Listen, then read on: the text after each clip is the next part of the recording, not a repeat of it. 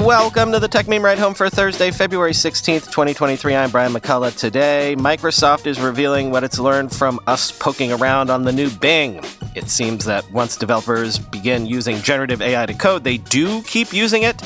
Apple has postponed its headset announced to WWDC. Banks are shying away from crypto exposure. And after 16 years, Border Control is finally making use of NFC technology in passports.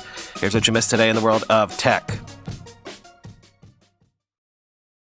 A while ago, I joked that in 5 years of this podcast, we rarely spoke about BuzzFeed, and then all of a sudden they were the top story for a couple of days. Well, same thing with Bing, right? Have we ever mentioned Bing before? Did anyone talk about Bing before about a month ago? Well, given yesterday's news, I thought it was worth mentioning that Bing themselves, in a blog post, has been reflecting on what they think they've been learning so far from this whole AI experiment. Quoting Engadget, Microsoft has released a blog post explaining what's been happening and how it's addressing the various issues that have been reported. To start with, the company admitted that it didn't envision Bing AI being used for, quote, general discovery of the world and for social entertainment, end quote. Those, quote, long extended chat sessions of 15 or more questions can send things off the rails. Bing can become repetitive or be prompted/provoked to give responses that are not necessarily helpful or in line with our designed tone, the company said.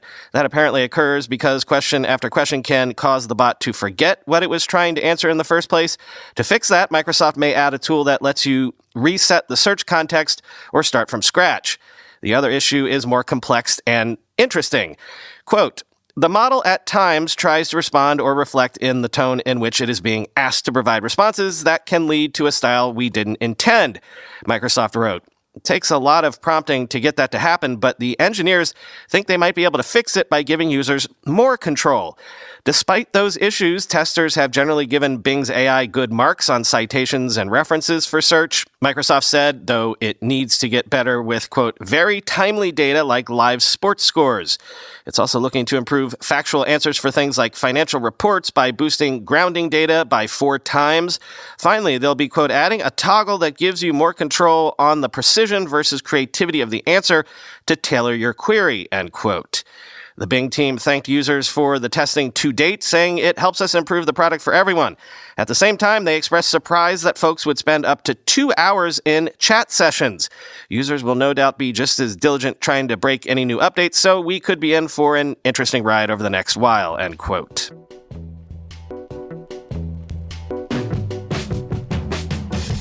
So another thing I've been thinking about is one wonders if one of the real lasting applications here will be chatbots in the style of that movie Her, right? Like just mentioned there at the end of that piece, just to keep people entertained, just to keep them from being lonely. Or as Ben Thompson has put it, maybe ushering in whatever comes after social networking. But also, one of the names of the game for this tech going forward, I said yesterday, will be whether people continue to use it. It'll also be whether or not improvements can be made, improvements in efficiency, since this stuff requires so much compute, improvements in accuracy is needed clearly as well. So, interesting, as I mentioned yesterday, that GitHub has updated Copilot with better and more secure code suggestions, but also they offered a key metric that I didn't see yesterday, which does support what I said yesterday, and also what I've been hearing from developers, even from developers at the podcast meetup in San Francisco a week ago, i.e. that once you use one of these tools to code, you never want to go back. GitHub says 46% of developers' code files across all languages were generated recently with Copilot. Quoting Bleeping Computer. The company says the new AI model, which will be rolled out to users this week, offers better quality suggestions in a shorter time, further improving the efficiency of software developers using it by increasing the acceptance rate. Copilot will introduce a new paradigm called fill in the middle, which uses a library of known code suffixes and leaves a gap for the AI tool to fill, achieving better relevance and coherence with the rest of the project's code. Additionally, GitHub has updated the client of Copilot to reduce unwanted suggestions by 4.5% for improved overall code acceptance rates.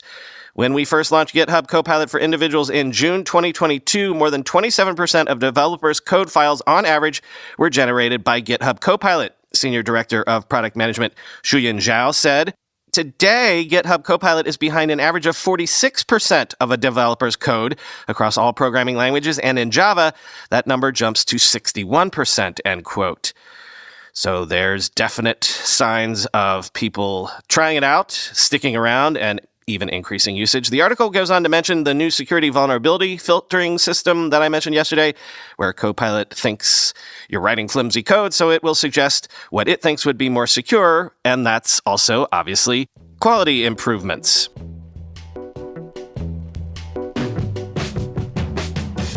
More regulatory churning on the crypto front. The U.S. Securities and Exchange Commission has proposed a rule that would bar investment advisors from storing assets at crypto platforms and lenders that are not registered as exchanges or banks, quoting CoinDesk. The rule, approved in a 4-1 vote by the SEC on Wednesday, would expand the agency's existing regulations that say an investment advisor needs to keep customers' money and securities with a, quote, qualified custodian. The new version, if approved, would grow that safeguarding requirement to any asset that investment advisors are entrusted with, including crypto.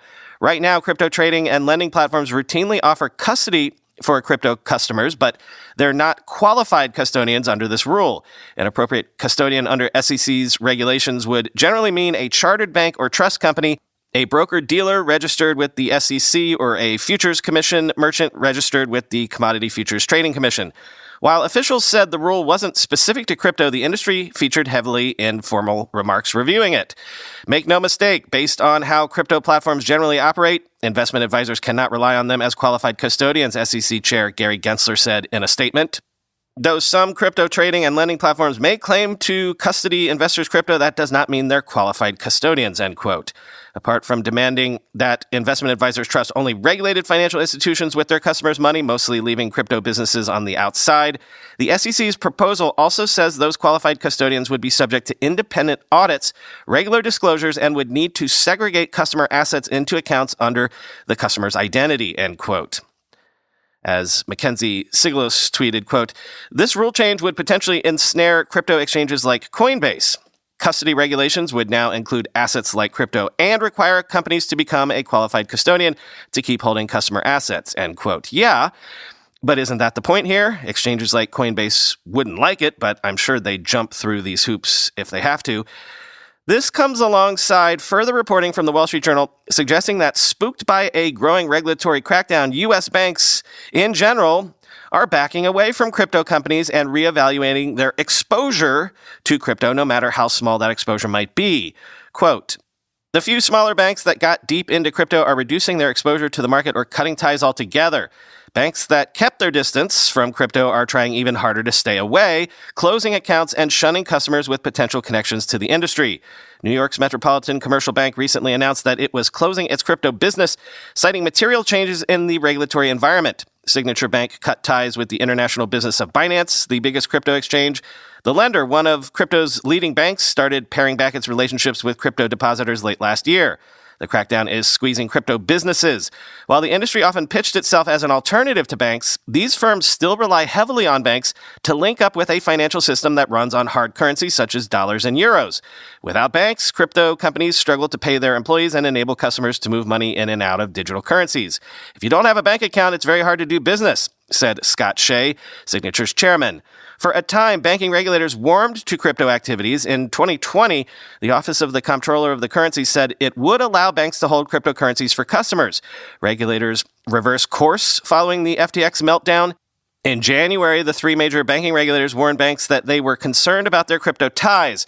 The regulators said they had, quote, significant safety and soundness concerns and questioned if the industry could be safely banked. Quote, that was a red flare that went up that basically says, banks, if you're going to be anywhere near the crypto business, we're going to be looking at you very carefully, said Thomas Vartanian, executive of the Financial Technology and Cybersecurity Center. At the end of the day, banks are going to have to ask themselves if it's worth the aggravation, he said, end quote.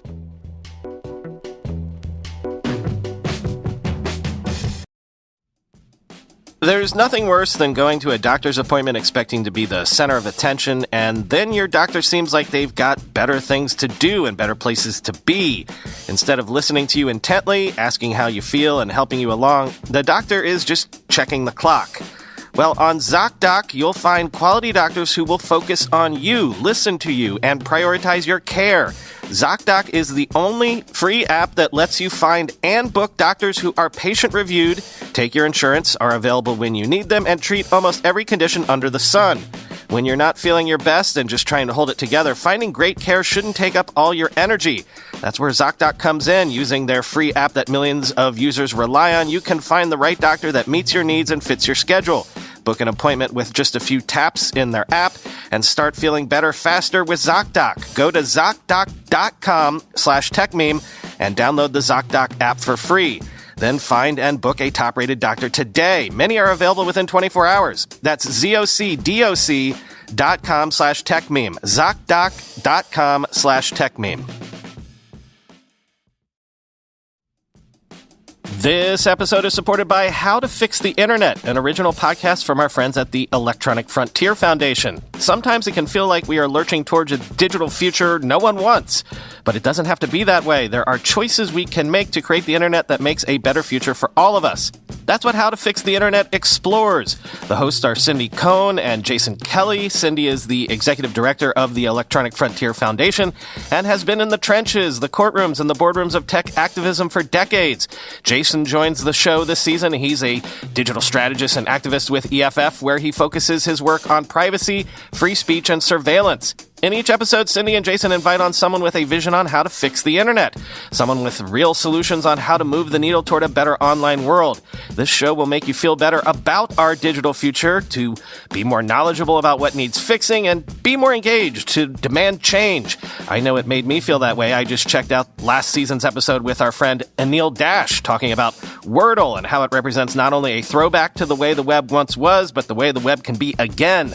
Season 4 episodes are available now anywhere you listen to podcasts and at EFF.org/podcast, or search your podcast app for How to Fix the Internet. Mark Gurman's sources are saying that Apple intended to debut its mixed reality headset in April at some sort of special event, but has decided to postpone the launch just a bit to June at its annual WWDC. Why? Because apparently testing was finding hardware and software issues that they need a bit more time to iron out. Quoting Bloomberg, the debut of the headset has been a long time coming, with Apple working on the technology since around 2015. At one point, the company aimed to introduce the product in June of last year before pushing back the introduction until around January of 2023. It was then shifted to spring before the latest postponement. Dan Riccio, Apple's former hardware chief, who now helps oversee the mixed reality project, has become increasingly involved in the endeavor in recent weeks as the company looks to resolve remaining issues the people added. An Apple spokeswoman declined to comment. Apple's earlier plan was to unveil the product in early spring at a launch event aimed at consumers. It could then provide more extensive details and development tools to third-party software developers at its annual June Expo, known as WWDC. Now the company is aiming to debut all aspects of the device at that conference. The product would then go on sale later in the year. The timing could always change again, but the Cupertino, California-based company is intent on bringing the device to market by the end of 2023, if possible. It's meant to be a centerpiece of Apple's new product lineup during an otherwise modest year. The company is introducing a larger MacBook Air, new MacBook Pro desktop, and updates to the iPhone, but there won't be any significant changes to its watch, AirPods, or iPad, end quote. I thought this analysis from Jemima Kelly in the Financial Times backs up a lot of what we've been seeing with our own eyes over the last few weeks, which is a year on from Meta hyping the metaverse, changing their name, releasing a big Super Bowl ad, enthusiasm inside Meta, but also outside it for the virtual future that Mark Zuckerberg was all enamored with, has evaporated. And even Meta is now more focused, as we've seen, on so-called efficiency. Quote, type metaverse into Google Trends and you'll see search traffic for the word has collapsed by about 80% over the past year or so. These days, if you want to raise a load of cash, you're better off name-dropping generative AI, artificial intelligence that can generate text, images, or other data. Venture capital investments into that particular sector jumped 425% between 2020 and 2022. So unenthusiastic are Meta's own investors about the idea that Chief Executive Mark Zuckerberg was recently forced to say that the metaverse is, quote, not the majority of what we're doing, end quote. These days, he's talking more about efficiency than the metaverse itself, for good reason, too. Reality Labs, the division that makes the Meta Quest headsets, made an operating loss of $13.7 billion last year. The company has also fallen remarkably quiet about its big plan to hire 10,000 people in the EU to work on the metaverse. I asked Meta if that was still happening and whether anyone had been hired yet. They told me, quote, our expansion in Europe was always a long-term one, planned over a number of years. We remain committed to Europe, end quote. Microsoft, meanwhile, has killed its industrial metaverse team just 4 months after setting it up, laying off 100 members of staff. Where did it all go wrong? The metaverse has a couple of major problems. The first is that nobody seems to be able to agree on what it is. Even the people setting themselves up as the leaders of our new fantastical future can't seem to come up with a common definition. The likes of Zuckerberg appear to think that it's basically a VR world, offering the thrill of having video meetings as avatars in virtual boardrooms. Others imagine it as an internet that is somehow underpinned by the all-powerful distributed database known as the blockchain and involving the wondrous strings of code known as non-fungible tokens. I thought this defined a different techno-utopian fantasy known as Web3.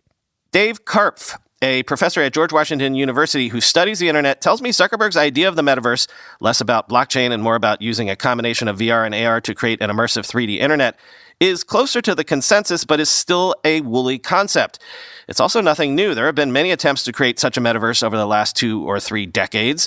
That brings us to the metaverse's most serious problem. Nobody seems to want it. Karpf himself forked out $1,500 for the Meta Quest Pro and has only used it 3 times. It's what I call the field of dreams fallacy, the assumption that if you build it, they will come, says Karpf. At this point, we have to look at the results that we've seen so far, and the biggest problem is that no matter how good the hardware gets, people basically don't want that, end quote. All this is not to deny the likelihood that as technology advances, the internet will become more immersive, but this will happen gradually and messily. We are not about to step into a suddenly formed blockchain-powered virtual world together. The metaverse never really began, and yet it's already over, end quote.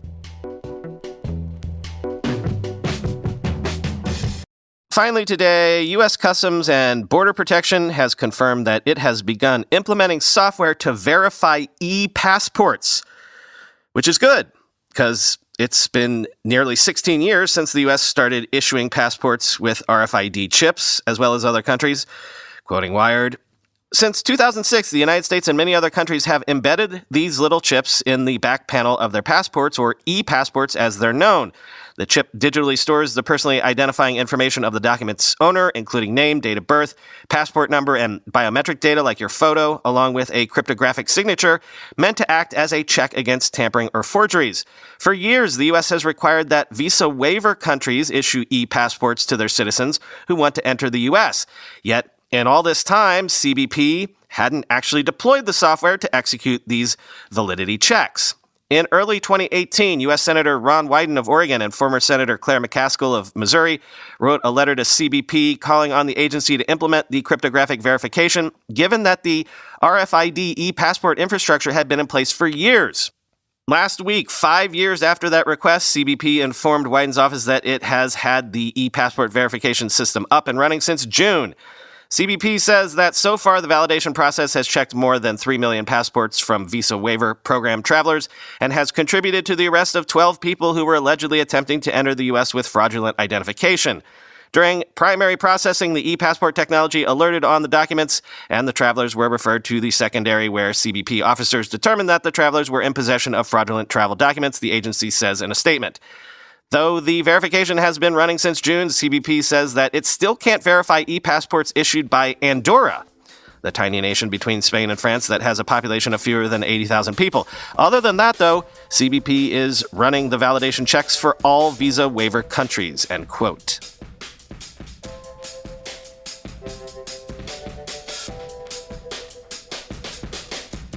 Nothing for you again today. Talk to you tomorrow.